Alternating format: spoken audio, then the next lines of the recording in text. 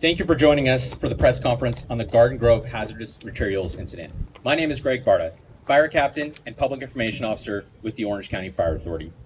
On behalf of the 4 unified command agencies, the Orange County Fire Authority, Garden Grove Police Department, Orange County Sheriff's Department, and the Orange County Healthcare Agency, in addition to the many assisting agencies, we appreciate you all being here today. For updated information, please continue to follow OC Fire Authority on X. Additionally, a public information hotline has been established, and the number is 714-628-7085. This afternoon, there will be 5 speakers with a brief time for questions at the end.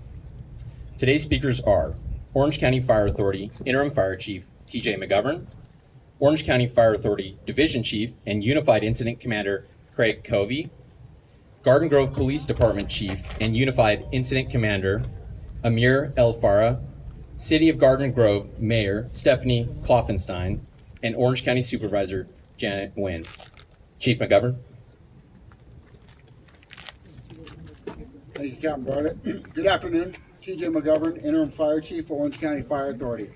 Thank you all for being here as we work in unified command with our partners for keeping our community safe. Yesterday afternoon, the Orange County Fire Authority responded to a chemical incident in Garden Grove on Western Avenue. It was involving a vapor release from a tank containing an industrial chemical used in plastic and manufacturing.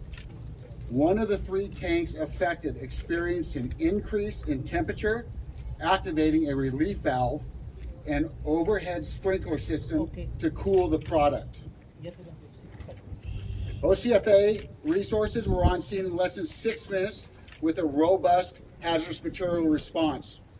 Initial actions were the safety of our people, of the life of our communities, supporting the systems that the building already had in play with unstaffed ground monitors, and that was due to the safety risk of our first responders and the people in the vicinity.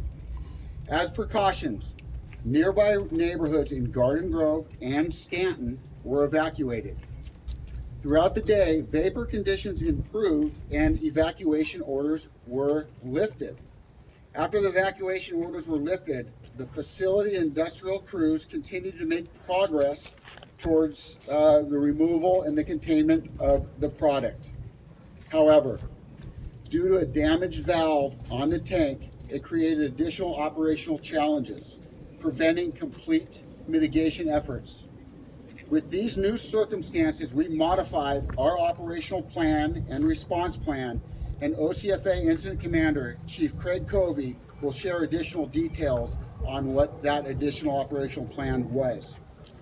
We understand how disruptive and frightening this is to the public and our communities, particularly for the residents who have been asked to leave their homes for their own safety.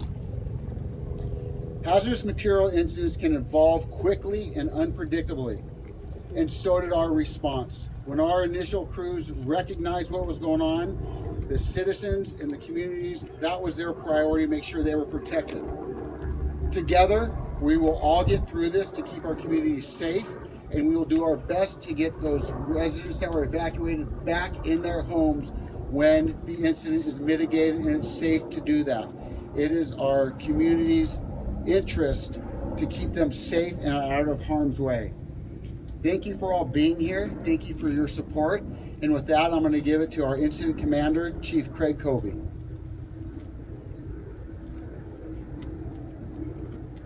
Thank you, Chief McGovern. As you said, my name is Craig Covey. I'm the Incident Commander and a Division Chief with Orange County Fire. I'm also the Incident Commander of Orange County Fire's Incident Management Team 1. On behalf of the Unified Incident Command Team, which includes members from Anaheim Fire Department, Garden Grove Police Department, Cypress Police Department, Anaheim Police Department, Orange County Sheriff's Department, and Orange County Healthcare Agency. Each of those agencies has one member as part of the Unified Command so that we can all work in collaboration to mitigate this incident as quickly as possible. So to go a little bit beyond what Chief McGovern expressed. So these tanks, there's 3 of them there. The tank that is the most compromised and in crisis currently has, we estimate, somewhere around 7,000 gallons of this chemical left in it. The other two tanks, one of them, we were able to induce a agent to neutralize it, and we've secured its volatility. The other tank, we have not been able to do that as well, but it is not in crisis like the primary tank. That tank, when it heated up on the first day, actually bulged. It got to a point where it does what we call a BLEVE, which is a boiling liquid expanding vapor explosion. If you've ever seen videos of tank cars on a railroad track blowing up, and that fireball it puts out and it blows half the tank car a half a mile down the train track, that's the incident potential we are dealing with if this suffers a catastrophic failure. That's why, in an abundance of caution, we have reissued the evacuation, and after continued information getting in from our hazmat team on scene, we increased the safety zone. And this is why. The manufacturer has a response team. They work together with us to go in and mitigate that. We had initial really good success after we cooled those tanks down with the sprinkler system and our hose strings. But while they were trying to unload all those things and neutralize them, put the chemicals in to neutralize them, they discovered the primary tank that's in crisis.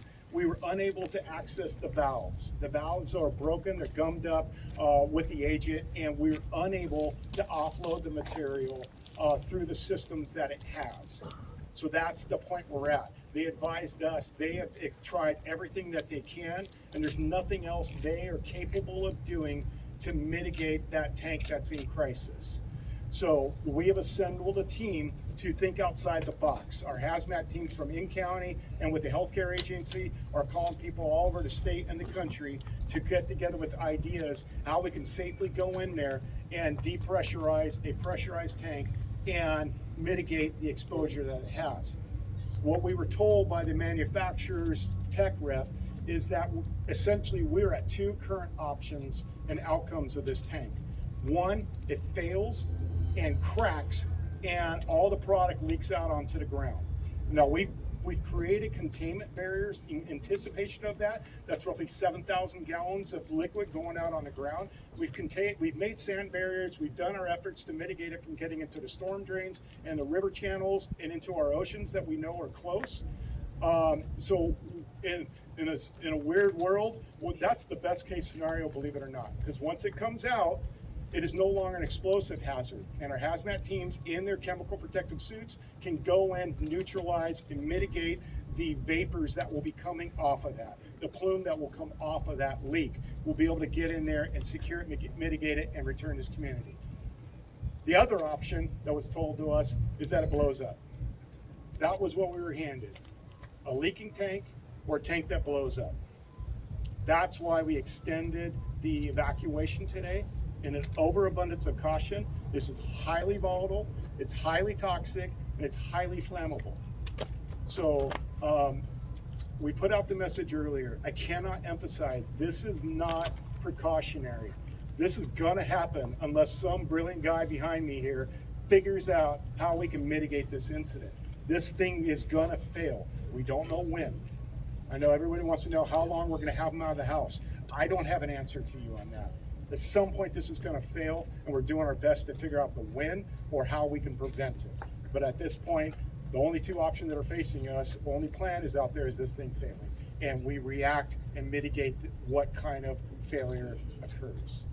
Again, right now, there is no active gas leak coming off that thing. We have cooled it down enough that the purge valve that is on top of it is no longer purging any kind of product from the liquids there. So the community is safe. There's nothing in the air right now. But to ensure that, we have active monitoring around the area to ensure we're not something is going out there that we're not aware of. We're monitoring the temperature of the tank with drones constantly, trying to validate what the exterior temperature is. And then we also have a set temperature where when it reaches that point, we know the tank is going into thermal runaway, and we're going to pull everybody out of the area, make sure it's safe, and let the tank do what it's going to do. I appreciate you all being out here. It's really important for us to communicate out to our communities. This has been an incredibly evolving, dynamic incident all night. Last night, I actually went home for a little bit thinking we got this thing going in the right direction. Got woken up at 4 in the morning going, nope, it's gone the wrong direction now. So this is very serious. This evacuation needs to be paid attention to. People need to get out of their houses and get into a safe space, because when this thing goes, depending on what direction it's going, we cannot control the weather. We cannot control it. So that's why we put a evacuation circle that's going to take into effect no matter which way the wind is blowing at that time. Okay? So thank you for your support and getting this message out to our communities. Good afternoon. Thank you for being here. I'm Police Chief Amir Alfaro with the Garden Grove Police Department. I will tell you this is a large-scale event and our evacuation zone is quite large. Cities that have been impacted is Garden Grove, Cypress, Stanton, Anaheim, Buena Park, Westminster. We have worked closely with our partners at OC Sheriff's Office and their mobile field force configuration to assist in those evacuations, as well as our allied partners in adjoining cities nearby.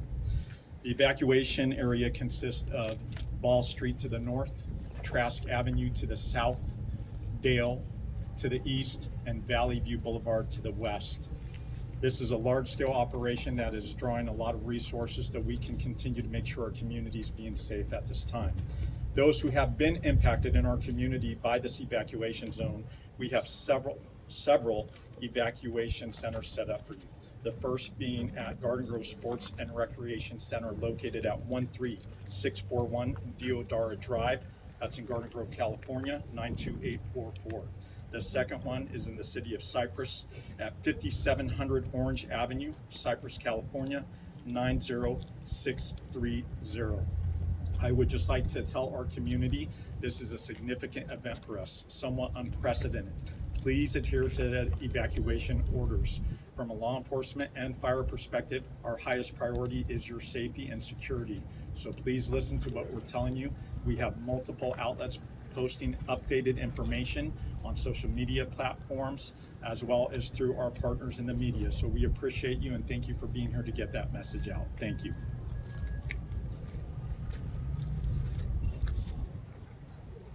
Good afternoon, everyone. I'm Mayor of Garden Grove, Stephanie Klopfenstein. You've just heard from OCFA and the Garden Grove Police Department about the seriousness of this incident and the steps being taken to protect the community. My message to our residents, businesses, and employees in the affected area is direct. Please follow all evacuation orders, road closures, and instructions from emergency personnel. We understand that this is frightening. We understand that people are worried about their homes, their businesses, their pets, and their loved ones. But the evacuation orders are in place for your safety. The city's priority is to protect life and keep people out of harm's way. We want to get everyone's home reopened in the area as soon as possible, but we also have a due diligence to make sure that we determine if it is safe first. To those who have evacuated and cooperated with public safety instructions, thank you.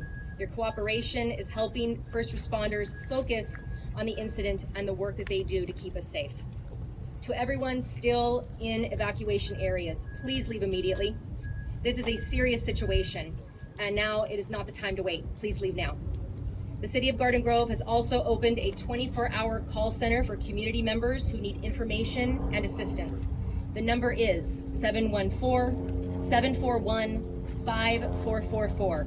That's 714-741-5444.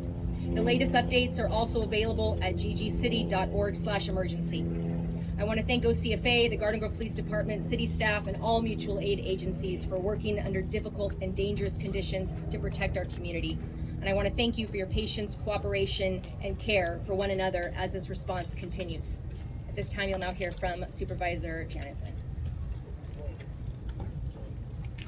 Thank you, Mayor. First and foremost, my thoughts are with every resident's family and students impacted by this incident. I grew up in this community, so this is personal to me. I want you to know that I, the county, and AQMD are committed to making sure you are safe, informed, and supported through every step of this situation. As your county supervisor and as a governing board member of the South Coast Air Quality Management District, I want residents to know that agencies at every level are actively coordinating to protect your safety and health. Emergency responders remain on scene, working to safely contain the incident and evacuation orders remain in place. We urge all residents to continue following all instruction and emergency personnel. Dr. CK, our county health officer, county hazmat team from HCA, the county healthcare agency, have been working alongside South Coast Air Quality Management on site to support the first responders. AQMD has deployed equipments to measure air quality and wind in real time. This will help emergency responder assess conditions and make informed decisions. Right now, the current monitoring shows that the air quality is within typical levels. We will continue monitoring for any changes. We are grateful to the agency and organization working hard to keep residents informed as the situation develops. Clear, timely, and accurate information is critical during emergency, and we appreciate the continued efforts to provide updates to the community. I want to thank the Orange County Fire Authority, City of Garden Grove, the Garden Grove Police Department, County Healthcare Agency, the Sheriff Department, AQMD, the US EPA, the Governor, Cal EOS, and all the responding agencies for their prompt response and coordinating efforts during this incident. We will continue doing everything we can to support and take care of our residents. Updates will continue to be shared as information becomes available. Thank you.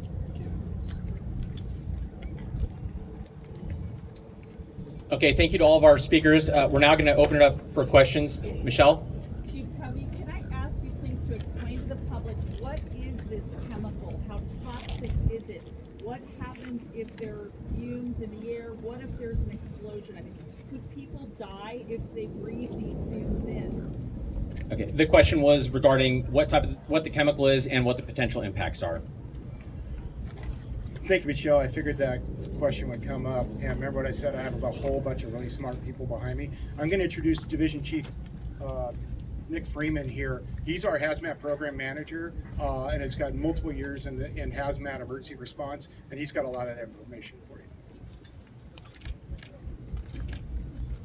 Good afternoon, I say. My name is Nick Freeman, I'm Division Chief of the Orange County Fire Authority. To the question, the product involved is methyl methacrylate. It is a highly toxic, as previously stated, substance, so it can impact the respiratory system, cause skin irritation and eye irritation.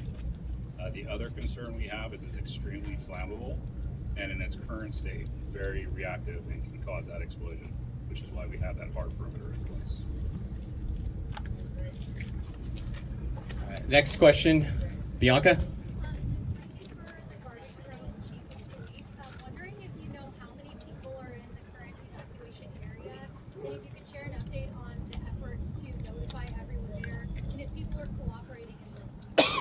So the question was, how many people are impacted and have had to evacuate, and how have the notifications been going out, and are they cooperating? Chief Alfaro?